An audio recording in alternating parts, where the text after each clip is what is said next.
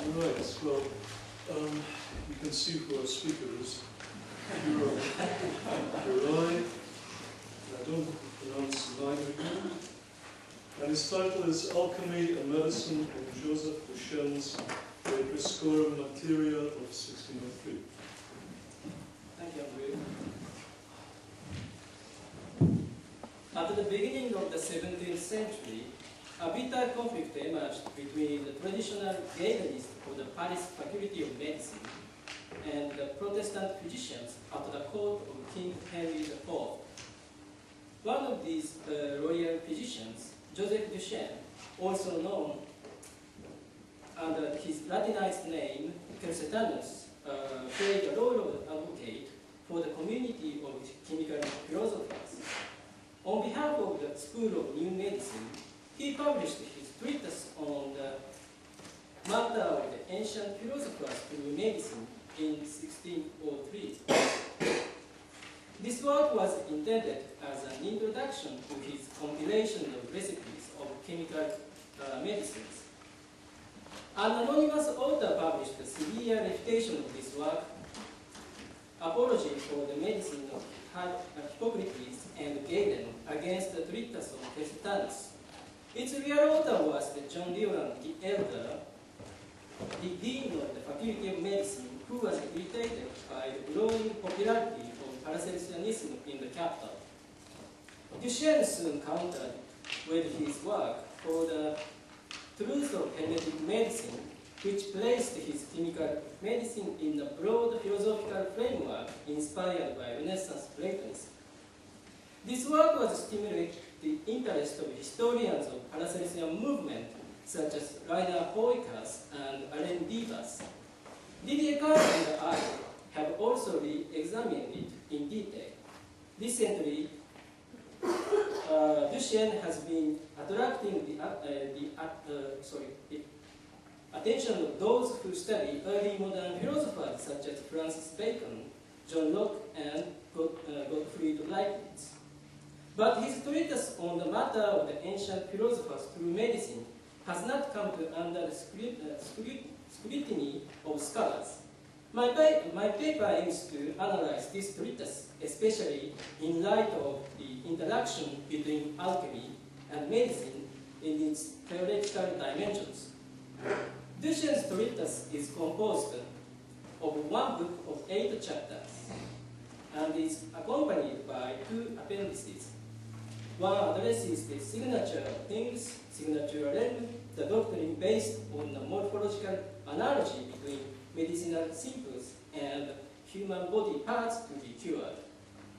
The other is devoted to things internal signature, which, according to Duchenne, can be seized only through the labor and art of chemical philosophers. In the preface of the treatise, Duchenne first affirms that the medical arts has been studied by several schools. Those who based medicine on experience alone are called empirics. Others who reduced the medical arts into a small number of principles are called methodics. Then came those called dogmatics, who appeal to reason so as to understand medicine and reject the reliance on experience alone and the drastic abbreviation of the complex discipline of medicine. Judging only the last school worthy of acclaim, Duchenne also defines the dogmatics as Galen's followers. To this list, Duchenne adds a fourth group, which many estimate to be new, but according to him, is the oldest of all. This is the school of Spagetics, also called Hermetics, because they are the followers of the mythical Hermes Trismegistus. They employ 2 instruments, reason and experiment, in order to seek the internal essences of natural things. After describing these medical sects, Duchenne tries to refine the meaning of medicine, medicina. According to him, what the dogmatics mean by this word is an art composed of precepts and remedies to restore health and eliminate diseases. By contrast, medicine does not signify a not, but a certain essence found in natural things. That essence can be extracted from everything and can eliminate all kinds of diseases. It is the true medicine, medicina vera of the specialists. For Duchenne, the task of the hermetic doctors is to eliminate the roots of diseases emerging in the human body by this special medicinal substance, which he also called a vital balsam, Balsamus vitalis. Duchenne also refers to Jean Fernel, one of the most important medical humanists in the Renaissance. He reproaches Fernel for having failed to uncover the secret substance of the universal medicine and for having erroneously attributed its nature to occult properties. Here, Duchenne is following the Danish Paracelsian Petrus Severinus to evaluate Fernel's achievement in a nuanced way. Then Duchenne admits that the material of the universal medicine has been assigned diverse names such as quintessence, elixir, potable gold, stone, and heaven, although these names all mean one and the same substance. Why is it also called balsam? Duchenne answers, I quote, "Philosophers also rightly call this material balsam because it has a certain medicinal nature as the source of actions and fecundity. The true and universal medicine of all diseases resides in its fecundity, in the faculty or power, the restoration of health and renewal and preservation of the bodies also consist in it." End quote. On the material of the universal medicine, Duchenne emphasized the close connection between alchemy and medicine. For him, Hermes and other great figures had only one goal, the quest for this supreme medicine. Their study even reached the transmutations of metals, and they called this material the philosopher's stone. However, Duchenne expresses a reservation about gold making by arguing that the stone ended up as a target of mockery through the fault of impositors and ignorant self-fashioned sages. To illustrate this situation, he quotes at length Giovanni Aurelio Augelli, who is one of his important authorities. Next, Duchenne turns to salt, because he believes that the material of the universal medicine must be low in price and omnipresent in nature. He finds only one candidate, I quote, "I really do not see anything to which I could attribute all these qualities and properties but to salt, that prime mover and universal balsam of nature.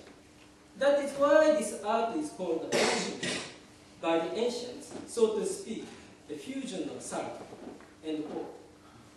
Duchenne then identifies his universal medicine with a special kind of salt, nitrile, or saltpeter, saltpeterite.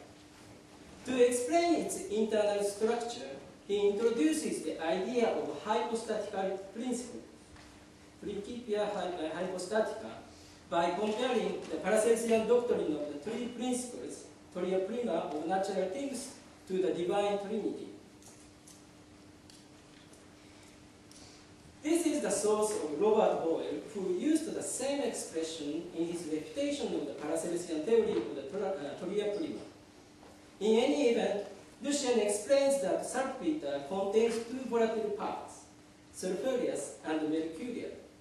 The sulfurous part is its soul, while the mercurial part is its spirit. The former comes close to the prime mover of nature, which is nothing but the ethereal and celestial fire. Duchenne goes even further to argue that this vivifying sulfur is called vegetative soul in plants and radical moisture, implanted heat, and nectar of life in animals. Its defect immediately brings forth their death. Thus, saltpeter holds the secret of life in living beings, thanks to its balsamic nature. After all these discussions, however, Duchenne make it clear that the true saltpeter of philosophers is not the same as common saltpeter. Next, Duchenne addresses gold by arguing that philosophers sought a universal medicine in gold because of its perfect and incorruptible substance. They try to break the solid bonds of gold so as to liberate its vegetative spirit, which lay hidden and dormant. When common gold is brought into this animated state as philosophical, spiritual, and medicinal gold, its vegetative power is activated and increased. By communicating its vegetative power, animated gold vivifies, reinforces the radical balsam of the human body. This balsam can preserve the human body by eliminating illnesses from the body. Duchenne identifies this radical balsam with the innate spirit of the human body.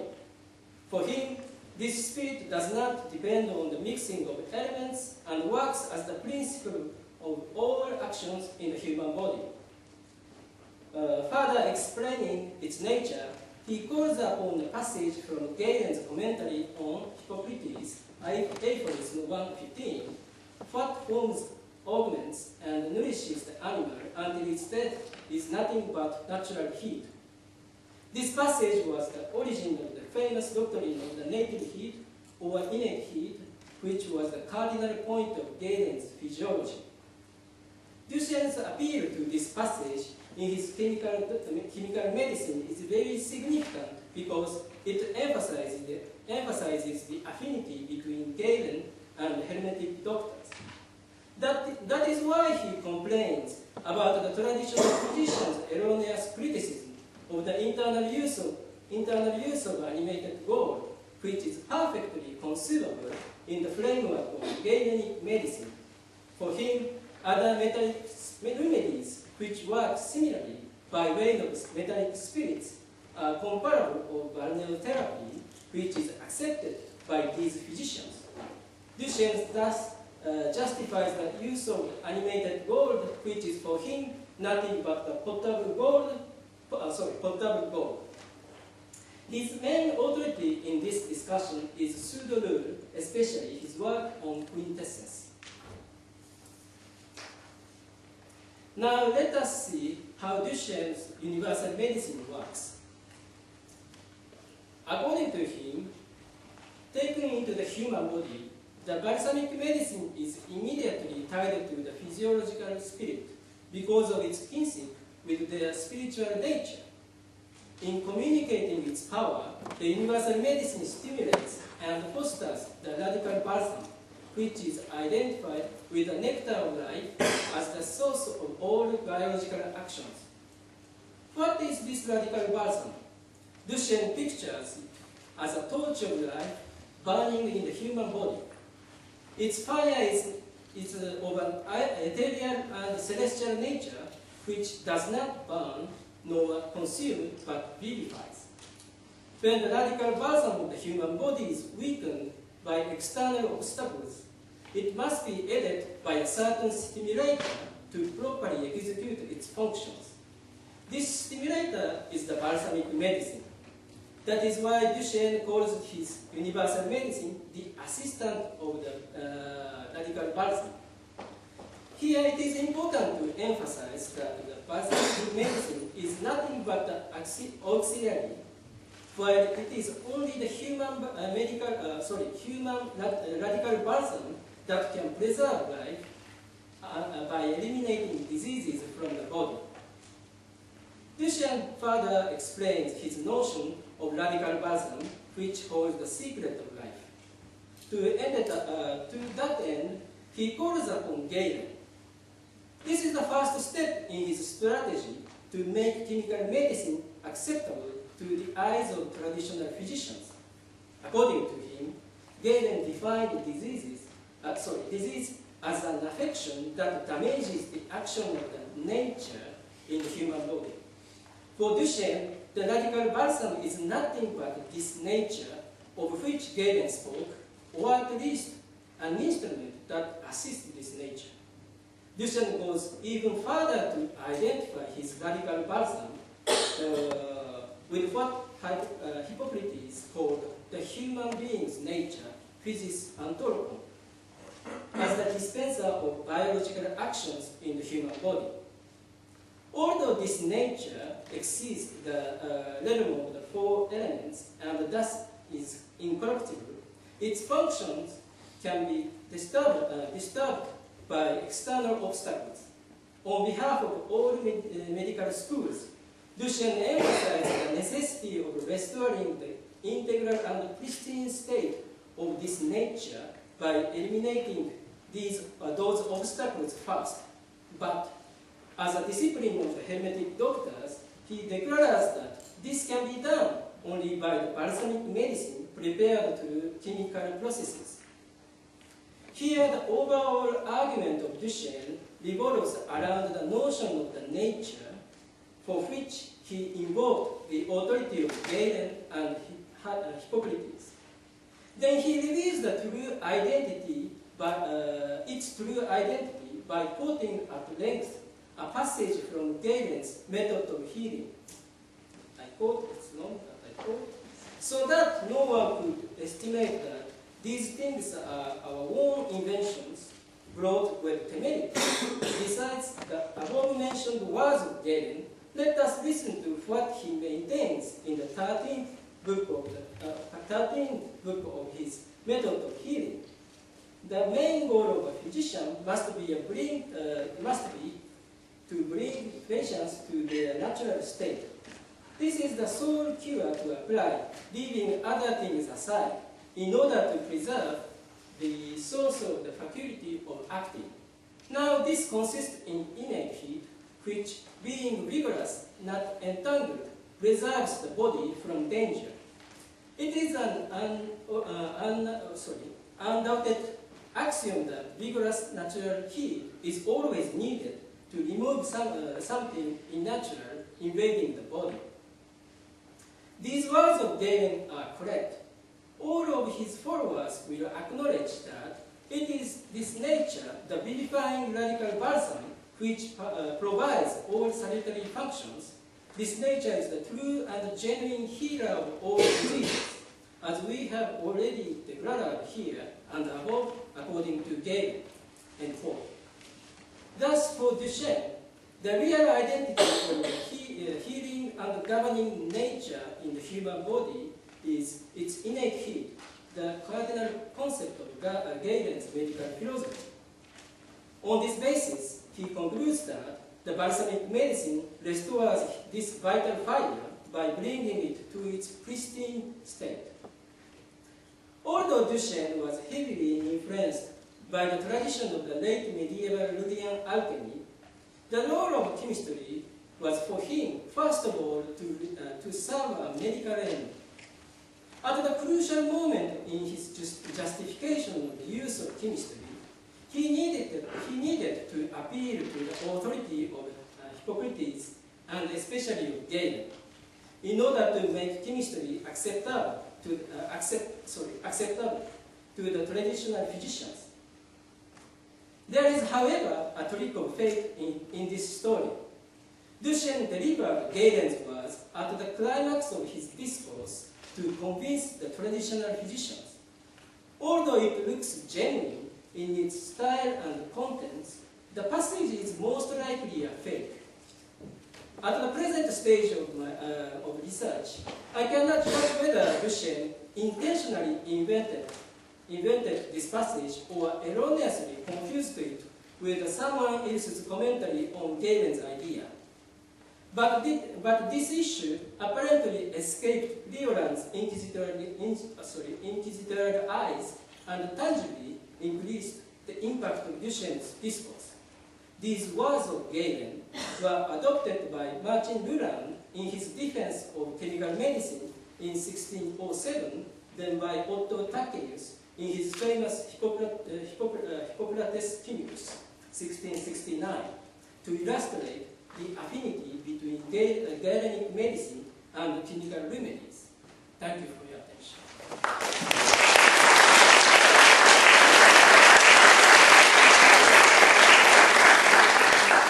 Thank you very much for a really clear exposition of Duchenne's medical chemistry, and also the way in which he sort of incorporates Galen as a justification for what he's doing. It's one strategy that keeps on coming